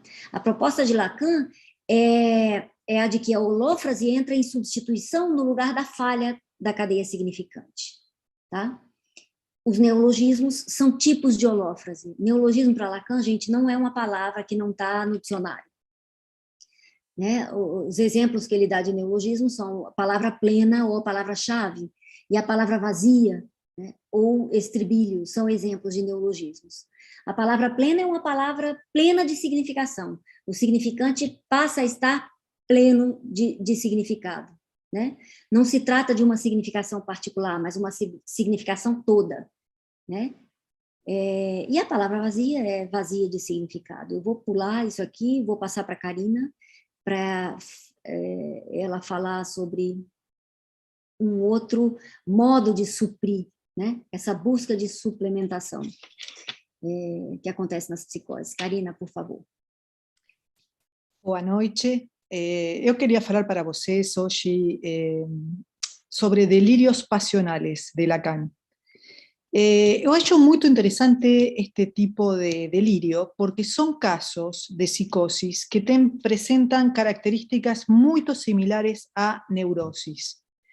Eso quiere decir que en los casos de psicosis pasionales aparecen problemas no tan graves que afectan la realidad, el espacio y el tiempo, con lo cual la dificultad que se nos encontramos es cómo realizar el diagnóstico diferencial con este tipo de específico de psicosis, las psicosis pasionales. Traje referencias de 2 textos de Lacan, que están muy diferentes. El primer texto es Estructura de las psicosis paranoicas. Es un texto muy interesante que os recomiendo para vosotros leer, del año 1931. Y la segunda referencia va a ser 24 años después, va a ser el seminario 3 de la psicosis, el aula 2. Y vamos a poder ver cómo muda la teoría de Lacan respecto a la psicosis pasional en este lapso de 24 años. Y ya puedo adiantar que la mudanza es pensar la psicosis como fenómenos de conducta a la mudanza de pensarlo como fenómenos de discurso, que va a ser la mudanza entre estos 2 textos. Por más que os recomiendo para vos el primer texto, que no ten ainda toda la teoría de significante, discurso, elaborada que va a tener en el seminario 3, es muy interesante la descripción que él fala de las psicosis pasional. Entonces, este primer texto que falé para vocês, año 1931, Lacan fala que es su primer escrito, y debe ser hallamos que debe ser un escrito importante para él, porque fue muy citado en la tesis de Lacan. En este texto, Lacan propone que la psicosis paranoicas pensarla en 3 tipos de delirio. Va a hablar de la constitución paranoica, el delirio de interpretación y los delirios pasionales. Él propone que en este texto quiere separar a las paranoias de un problema de carácter. Lo que es interesante es que ainda va a necesitar 24 años más para no solamente separarlo de un problema de carácter, sino también de un problema de conducta, que es lo que le va a llevar 24 años para poder procesar el problema de la paranoia pasional como un tema de discurso. Lo interesante que relata en este texto es que el marco nosográfico esencial es que se trata de un problema crónico y sin demencia. ¿Qué quiere hablar Lacan con esto? Que son problemas que se repiten continuamente no tempo, pero que no presentan problemas de demencia en el sentido de problemas intelectuales, problemas de la atención, cualquier tipo de problema que tenga que ver con la inteligencia, con el desarrollo de las habilidades mentales. Y nos dice en este texto que se pueden presentar de 2 tipos, irreductibles o solubles. Puede haber casos donde los problemas no se pueden solucionar y otros que los problemas se resuelven. Caracteriza los delirios pasionales en este primer texto con una idea prevalente. Lo más importante que propone es que hay una idea. Esa idea, que exista esa idea prevalente, es lo que lo hace formar parte de las paranoias. Y fala que esa idea forma parte de la estructura delirante. Dentro de los delirios pasionales, Lacan nos propone continuar a su mestre, que le da Clarenbault, y distingue 3 tipos diferentes de delirio pasional. El delirio de reivindicación, la erotomanía y el delirio de celos. Describe, que es súper interesante para poder seguir a Lacan en esto de cómo hacer un diagnóstico, cuáles son la lectura que tenemos que hacer. Lacan propone que siempre boceten un acontecimiento inicial, es decir, es necesario localizar en la historia del sujeto qué fue el motivo desencadeante de este delirio pasional. Fala que hay un acontecimiento que tiene una carga emocional desproporcionada, y que a partir de ese evento, de ese acontecimiento histórico, se forma un delirio. Dice que estos estados, los de la psicosis pasional, tienen lo que Lacan llama un estado esténico maníaco. Es un tipo de estado, en el diccionario este estado esténico significa que es un agotamiento, un desfallecimiento o un cansancio, un estrés producido por un exceso de fuerza en reposo. Esa es la contradicción. Es como si fuera que esta persona tiene un exceso de fuerza y está contenida de manifestar. Dice que así se caracteriza y que es eminentemente propio para un pasaje o acto. Entonces, Lacan nos propone entonces que primero tiene ese estado esténico, que parece un estado maníaco, y se produce el pasaje al acto. Lacan fala que cuando se ha producido este pasaje al acto, toma el carácter de un impulso que obsesiona al paciente. Tiene la particularidad de estar a medias integrado a la personalidad, bajo la forma de una idea prevalente. Lacan nos hace notar que de la misma manera que impulsiones, que obsesiones, el acto alivia al sujeto de la presión de la idea parásita. Quiere decir que en este tipo de casos específicos, luego del acto, disminuye la presión de la idea parásita, y lo que es interesante es que Lacan propone que se produce el fin del delirio. Es decir, Lacan nos dice que hay un delirio, una idea delirante, hay un acto, y luego del acto funciona como si no hubiera más delirio, que eso es lo más interesante de este tipo de psicosis y lo que hace difícil distinguirla de las neurosis. También Lacan nos propone las ideas de Clerenbaum sobre el delirio erotomaníaco. Dice que, a diferencia de las otras estados pasionales, la erotomanía se caracteriza por un estado pasional crónico, que pasa por 3 fases. Lo que es interesante de este estado pasional, que tenemos que pensar lo siguiente: este es un proceso que, como Lacan dice, es crónico, se va a repetir. Lo que permite diferenciarlo de un caso de neurosis, entonces, en un primer momento, sería la repetición. O sea, no para de repetirse. ¿Qué es lo que no se para de repetir? Este proceso. Que Lacan dice, a veces se confunde con la pasión normal. Este estado pasa por 3 fases: euforia, despecho y rencor. Lacan describe una serie de postulados que pasan este periodo de erotomanía. Dice que el objeto siempre es elegido en un aspecto socialmente superior. Dice que el objeto, el sujeto piensa que el objeto es libre de realizar ese amor, es decir, que si el objeto tiene compromisos anteriores, la persona imagina que no son válidos. O sea, imagínense si la persona está casada, tiene algún problema, filio, algún tipo de compromisos, para el paciente todos esos compromisos ya no existen. Y lo que es interesante, Lacan destaca que, a pesar de las pruebas de la realidad para explicar las conductas que para el paciente van a ser paradójicas del objeto, el paciente siempre va a encontrar una explicación.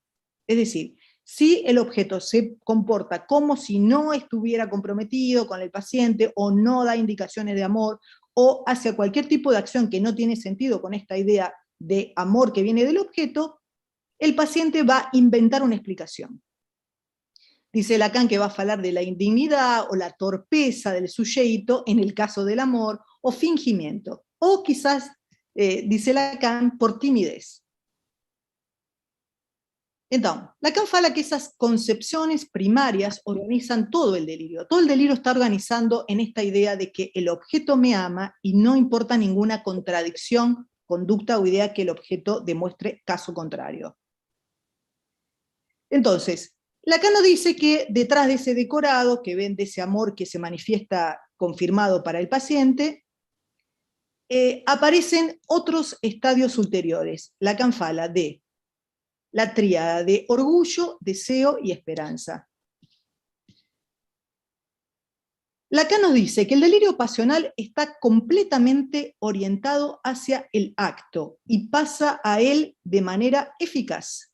Está a menudo determinado por un paroxismo emocional y ansioso.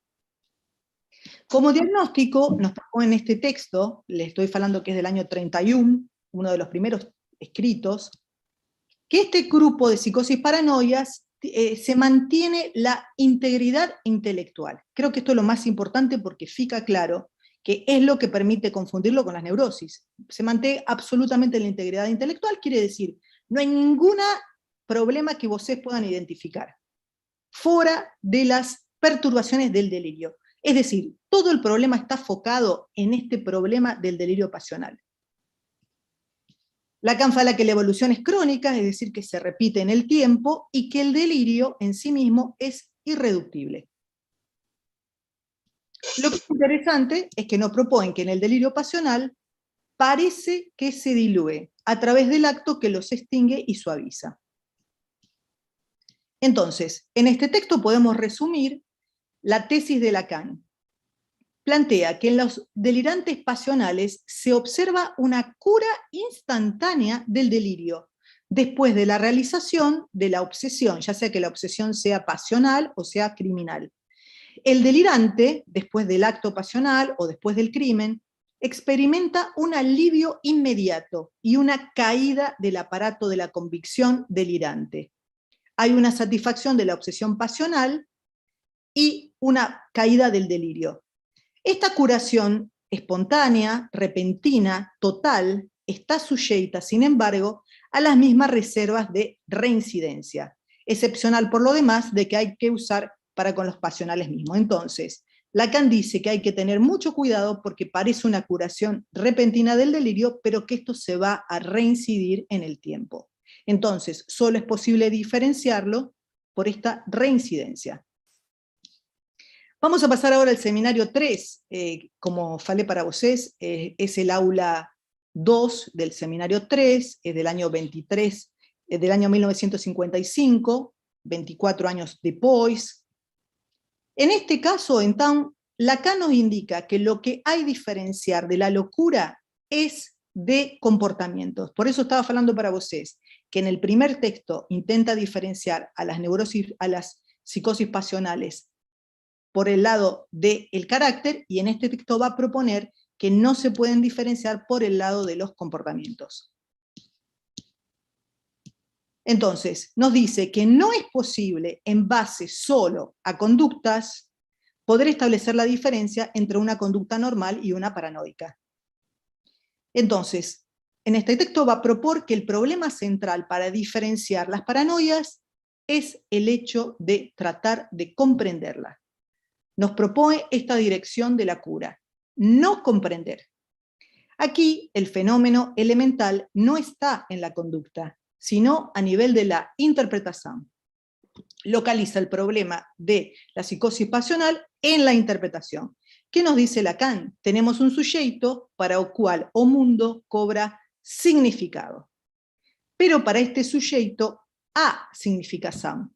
La significación ocupa el primer plano, se le impone, y para el sujeto es totalmente comprensible. Como verán, esta es la contradicción central que produce la dificultad de diferenciar este tipo de psicosis de la neurosis, porque el problema del delirio se presenta en el plano de la comprensión. Es decir, el acontecimiento, el evento que provocó este delirio es comprensible, pero se presenta como un fenómeno incomprensible. Lacan nos fala que tengamos ese cuidado de comprender de más, y que en lugar de comprender, lo que podríamos hacer es permitir ese momento para hacer lo que Lacan fala, una interpretación correcta, que sería poder hacer una pregunta. ¿Cómo va a describir entonces en este texto la diferencia entre neurosis y psicosis? Fala lo siguiente: hay un núcleo completamente comprensible que está parado a toda dialéctica. Entonces, esa es la diferencia. El núcleo del delirio es comprensible, pero no dialectizable. Va a proponer entonces que el núcleo, la estructura de este delirio, lo llama la interpretación elemental. En lugar de falar fenómeno elemental, hace un juego de palabras y fala de la interpretación elemental. Tiene tres características, y van a ver qué interesante, porque las tres características se refieren a campo de discurso. Es decir, del primer texto a este texto 24 años después, nos va a proponer que el fenómeno se da en un campo de discurso con materialidad significante. Las tres características que va a proponer ahora para identificar el delirio pasional es un elemento de significación, que es repetitivo, procede por reiteraciones, es decir, el tiempo todo se repite, como indicó Flavia, sería un S1, un S2 que no para de repetir, en ese esquema que dibujó Flavia, y el punto número 3, que está fechado a la composición dialéctica. Entonces, la psicosis pasional va a parecer muy próxima de lo que se llama la normalidad. Pero, ¿cuáles serían las diferencias? Nos propone pensar el fenómeno de reivindicación. Lacan fala que el sujeto no poggi, este es un ejemplo, uno de los delirios posibles en este campo es el delirio de reivindicación. Entonces nos propone que el sujeto no poggi tolerar una determinada pérdida, un daño, y toda su vida parece centrada alrededor de ese daño, y reivindicar ese daño que sucede. Pero que hay una interrupción de la dialéctica. Entonces, Lacan nos fala que siempre se habla de la integridad de las facultades del sujeto paranoico, pero se olvida que el comportamiento humano, además de la integridad de las facultades, se trata de un discurrir dialéctico de acciones, deseos, valores, y que todos pueden cambiar a cada momento, y en modo continuo, llegando a pasar a valores estrictamente opuestos solo por un giro de diálogo. Entonces, eso es lo que no funciona en estas psicosis. la posibilidad de cuestionar a cada instante el deseo, los vínculos, cualquier significación de la vida humana. La perpetua posibilidad de inversión de signo. ¿Cuál sería la inversión de signo? De amor a odio, de esta persona es boa, luego es mala, toda esa continuidad de los valores, de los deseos, de las ideas, esa inversión de signo, no es posible en este tipo de delirio. Entonces, dentro de esta idea, nos propone pensar que en el delirio de Schreber encontramos en el texto mismo del delirio una verdad que está escondida. Pero no está escondida como en la neurosis, sino que se ve explicitada y teorizada. El delirio de Schreber se presenta como un doble perfectamente legible que aborda la investigación teórica. Es decir, nos propone pensar que el delirio de Schreber, cualquier delirio, es una construcción de un saber. Entonces, para terminar, tenemos los delirios pasionales, tenemos los delirios de celos. El problema que se presenta es, como explicó Flavia, de Anglauben, el problema de la creencia en el plano del amor y del odio. ¿Por qué se presenta este problema? Porque, por ejemplo, se presenta la certeza del delirio pasional, donde todo signo que viene del objeto de amor es interpretado como amor. O como se produce en el delirio de celos, todo signo que viene del objeto de amor es de infidelidad. Bien, Flavia, hasta ahí. Graças, Karina. Muitas graças. Então, Karina acabou de apresentar, né, uma das formas de suplementação da anomalia da cadeia significante, que é o delírio. E Lacan justamente diz que o delírio está no lugar de objeto A, né? Está no lugar do objeto A, ou seja, é uma tentativa de suplementação dessa cadeia que não funciona. Eu queria só mencionar mais duas, né, e falar muito brevemente da direção, mas eu acho que não vai ter tempo para as questões, vamos ver, né? A alucinação é uma outra forma de suplementação, né? As alucinações, porque o outro, o grande outro, fala, né? Fala ao sujeito desde o lugar do outro semelhante, né?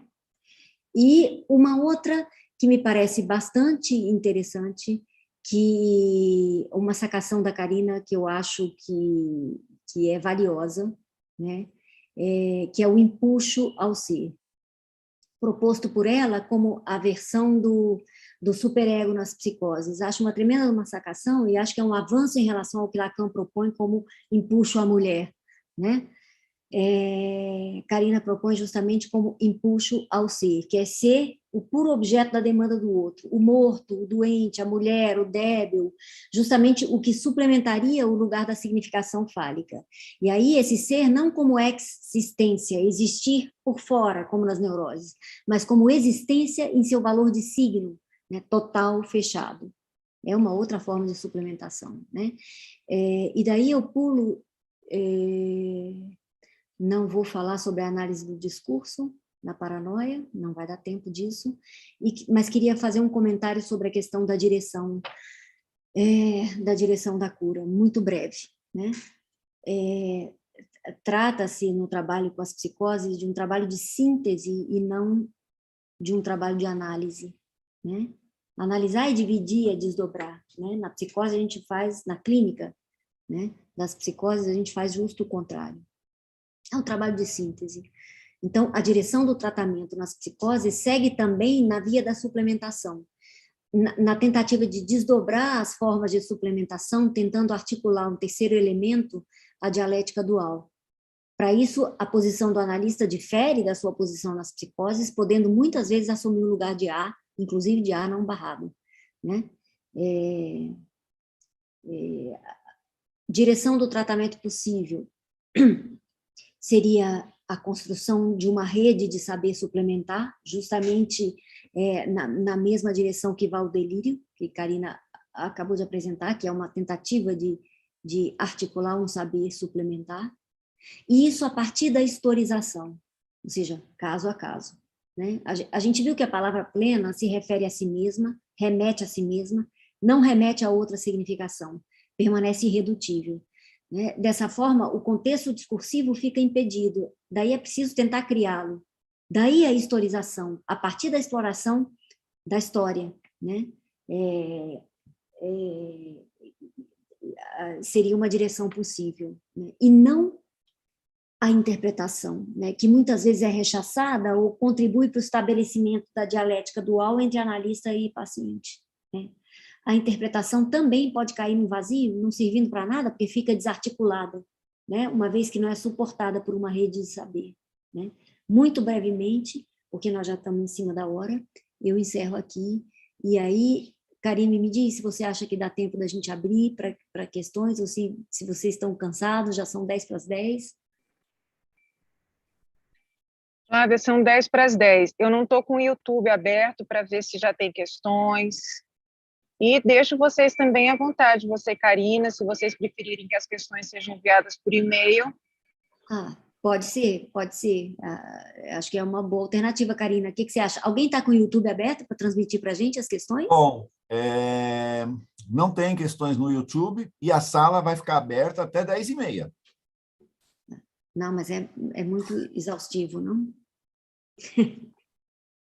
Mas então o debate fica entre os que estão aqui presentes mesmo.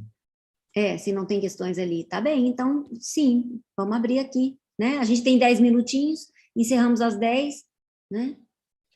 Se vocês tiverem comentários, questões, coisas para acrescentar, o que for.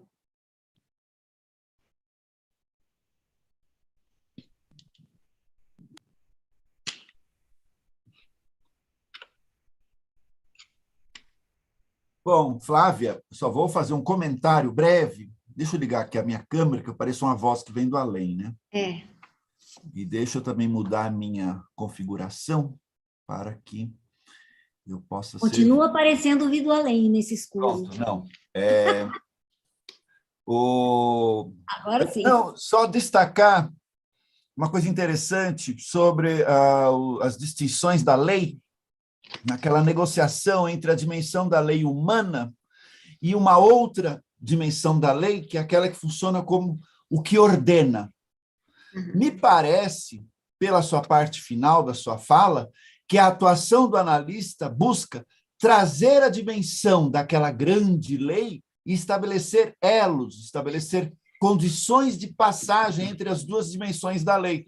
Porque me pareceu, pela sua exposição, que o que fica barrado é a construção de uma dialética entre aquela lei que é eterna, que é imutável, que é necessária, a qual eu vou propor uma significação, que pode ser inclusive delirante, e uma outra que se realiza na dimensão dos homens, ou seja, na emissão de autoridade, por exemplo. É isto? Pode ser dito isso? Eu acho que sim. Eu acho que sim. Estou de acordo com isso. Perfeito. Yo quería agregar algo, Flavia. Lo que quería agregar es que la propuesta de superego en la psicosis tiene que ver con esa ley, porque el problema del superego en la psicosis es que es esa ley, sin ley, es una ley imperativa, que es la famosa ley que Lacan fala que funciona como un tú delirante. Es esa voz que pode llegar a falar ao sujeito, você se mata, ou você mata a alguém. Então, para llegar a ese nivel, estamos hablando de una ley a tal nivel insoportable que Lacan ha falado que el supereu puede ser feroz y obsceno.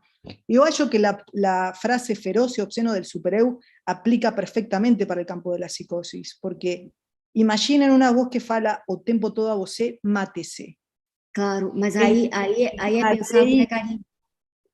Sim, desculpa, achei que você tinha concluído. No, que es una ley en el sentido de una voz imperativa que funciona a nivel de una ley, que no es la ley humana, es una lógica que se impone de esa cadena significante que tiene que ver esa historia, que como faló Flavia se puede histerizar, pero remite a una ley que Lacan fala, es la ley entre duas gerações, es una ley construida en 3 níveis de geração. Então, é a lei que provee de la história de essas gerações. Mas aí é efeito de uma anomalia da cadeia significante, né, onde o significante aparece como um imperativo, né? Por isso que é uma lei acéfala, né?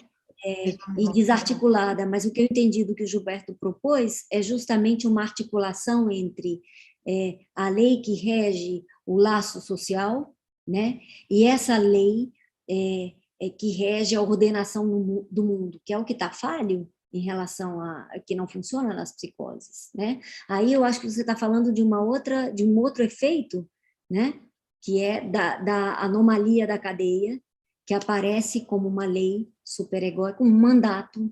Exacto.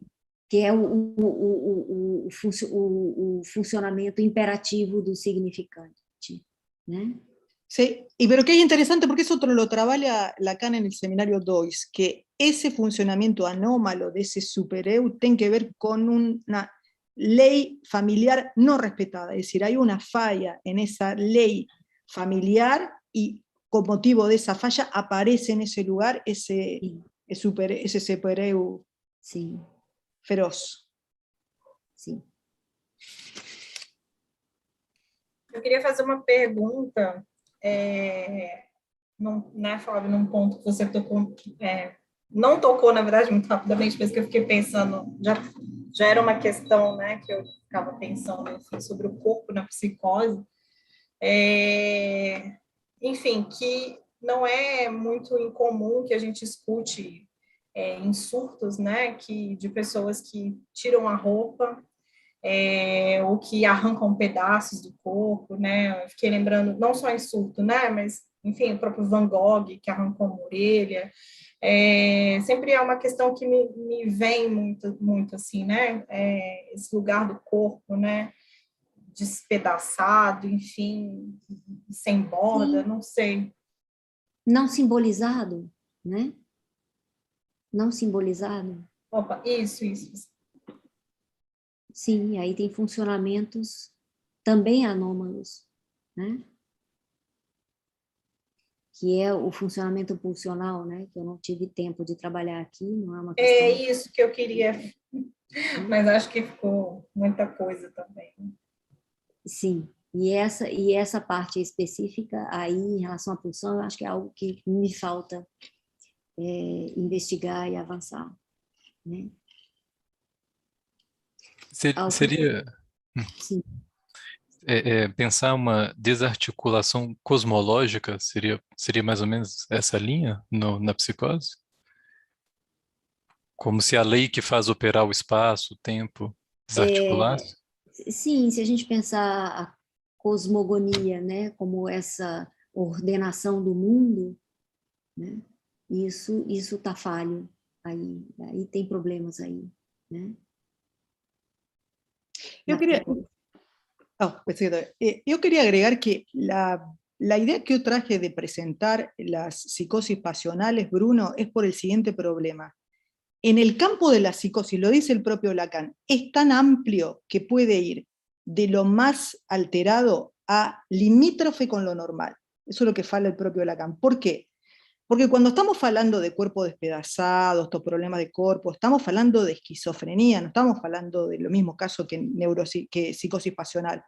Entonces, yo que tenemos que poder identificar que el campo de la psicosis es muy amplio, que puede ir desde una esquizofrenia, como faló, yo que Laisa faló, que faló del tema de no usar ropas, o sea, estamos hablando de una desestructuración completa, a una erotomanía pasional que Lacan fala, você no lo va a identificar como una diferencia de neurosis, solo você va a identificar ese pontinio que es cuando ama sin sentido, realiza un acto y vuelve a estar normal. Entonces, tenemos un campo que no podemos falar qué acontece con el cuerpo en la psicosis, qué acontece en el cuerpo en la esquizofrenia, qué acontece en el cuerpo en una paranoia, qué acontece con el cuerpo en una psicosis pasional. Yo que tenemos que entender que es un campo muy amplio y no podemos generalizar. Por eso Lacan insiste tanto en la psicosis pasional, de que a nivel intelectual no se diferencia, y fala, cuando acabó el acto, no queda ningún rastro de ninguna estructura delirante de ningún tipo, hasta que vuelve otra vez. Y ese es el problema del campo, que no ten no es posible aplicar los conceptos de corpo, realidad, tempo a todo el campo por igual.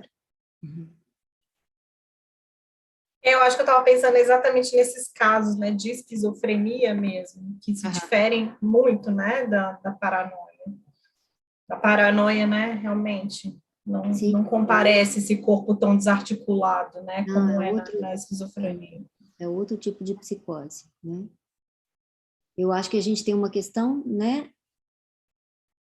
Sim, Karine? do João Gabriel. Você pode ler, Gilberto? Posso.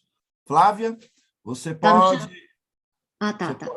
Pode reiterar sobre a função do fantasma na psicose em relação à onipotência da demanda? A função... o fantasma... A organização do fantasma, a organização fantasmática, se é que eu posso me referir dessa maneira, fica comprometida, né? O que eu estava tentando mostrar para vocês é que como há um comprometimento com a função da pergunta que bota toda essa articulação em movimento, né? Que remete ao desejo, cuja resposta é o fantasma, fica comprometido. Se a demanda aparece como unívoca, né, e o sujeito fica capturado na onipotência do significante da demanda, a função da pergunta se compromete. Porque qual é a pergunta? É a pergunta pelo desejo? Né? Se a demanda lá em casa só se falava de vendas, né? Tudo é venda. Como o sujeito se vende, como o outro se vende, como a gente se vende, como a gente se coloca no mundo, eu quero trabalhar com vendas, por exemplo, tá? Então, vendas ou doença, né? Ou sexo, qualquer uma dessas coisas pode estar aí. Se a demanda, ela demanda por algo específico, a pergunta sobre o desejo fica obstaculizada, né? Porque, lá em casa só tem espaço para doença. Então, eu sou doente. Eu vejo doença em tudo. Né? É um exemplo meio grosseiro, né? Para tentar te dizer que aí não se arma um além da demanda, onde pode surgir uma pergunta pelo desejo, né? Que é o que queres. E o fantasma é a resposta a essa pergunta. Então, se a demanda não funciona dessa maneira, a resposta à pergunta que ela engendra fica comprometida, né? Então, por isso, Lacan coloca que o delírio está no lugar do objeto A, né, no fantasma, que é uma tentativa de suprir aquilo que não pôde se armar, né? Então, o fantasma não se arma na psicose como uma resposta à pergunta acerca do desejo. Tá? É mais ou menos nesse sentido. Podemos ficar por aqui? Karime? Sim, acho que já estamos aqui no horário, cansados. Então, gostaria de agradecer a participação de todos, Flávia, Karine, especialmente, e quem tiver questões, né, eu acho que todos têm o e-mail de Flávia, de Karina, podem encaminhar, ou, se não tiverem, podem encaminhar para o e-mail da Paula Brasília, que eu recaminho para uma das duas. Lembrando que nossa próxima atividade será, então, dia 8 de novembro, a apresentação de investigação da Luciana Salum. Tá? Um grande abraço a todos, boa noite. Obrigada, boa noite. Boa noite. Tchau, boa noite. Boa noite.